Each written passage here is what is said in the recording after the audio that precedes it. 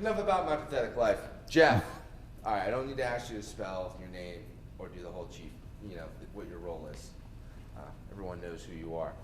Jeff, what do you, that week, almost 1 year ago, February 14th to 17th, what is the sentence, what comes to your mind when you think about that week? It was one of the biggest winter weather events I've covered in my long career in TV weather. Okay.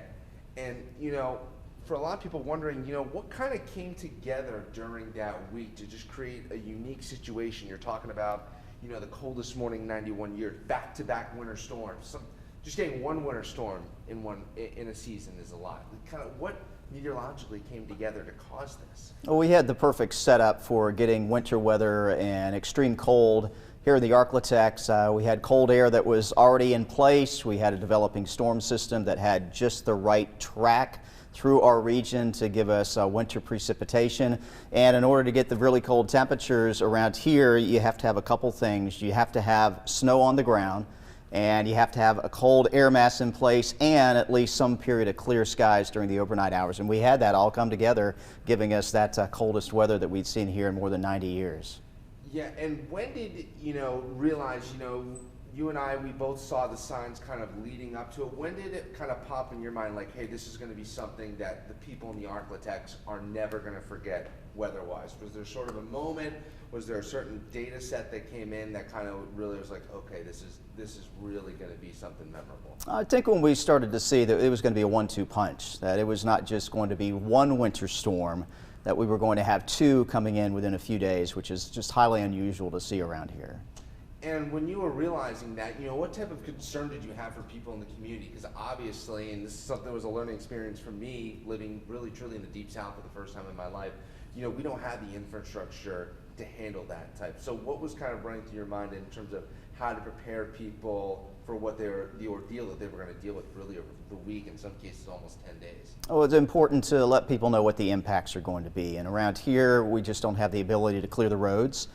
So it's important to make people understand that they're not going to be able to get out safely and that it could be like this for several days. Now, the other part had to do with the cold temperatures, something that we're not used to seeing, particularly temperatures around or below zero, which is what we ended up getting on one of those nights during that stretch.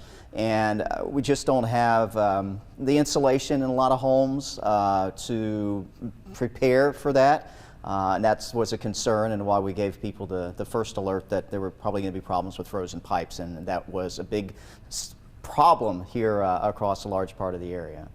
Yeah, did you think, with the intense cold that we had the potential for such the dramatic problems that we had? There was a boil advisory in the city of Shreveport for over a week. Many people didn't have water pressure for a week. Did you think that was possible? I know you're talking about frozen pipe being an issue, but really to the extent that we saw. Honestly, I don't think that came to top of mind, that we were going to have problems with major water main breaks in a city the size of Shreveport, and that people would be literally without water for as long as they were. But I think it was a learning experience. We learned that we just don't have the current infrastructure in place to handle this sort of extreme weather.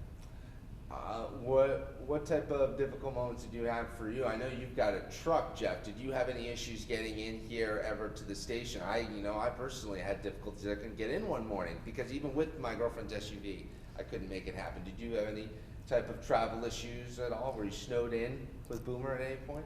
I was fortunate that I did have a four-wheel drive vehicle, but even with that, I'll still say it was white-knuckled driving to and from work every day. I was fortunate to be able to do that, but pretty rough going, particularly since there's no way to clear the roads. So I'm on the snow, I'm on the ice, and knowing that at any moment I could be sliding off the road into a ditch somewhere. So it was a little alarming as far as that goes.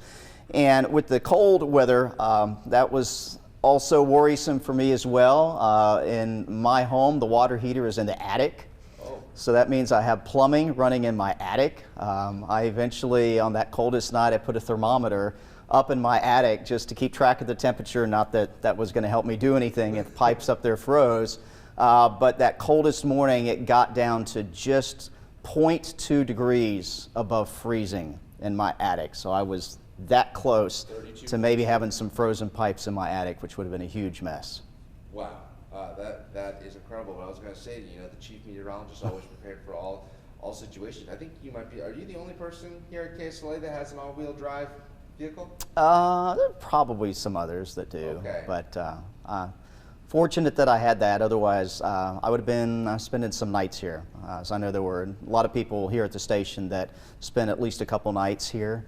I did not have to do that, but still to say driving back and forth to work was a little harrowing at times.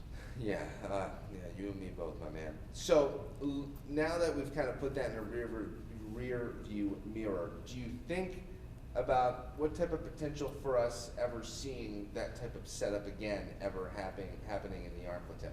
Well, I never say never, and obviously last February was a reminder that it can happen here, and it has happened in the past, and very likely will happen again sometime in the future, hopefully not anytime soon, but just a reminder that we can get that sort of extreme winter weather even here in the Arklatex. All right, that's what I got. Great job, buddy. Sure.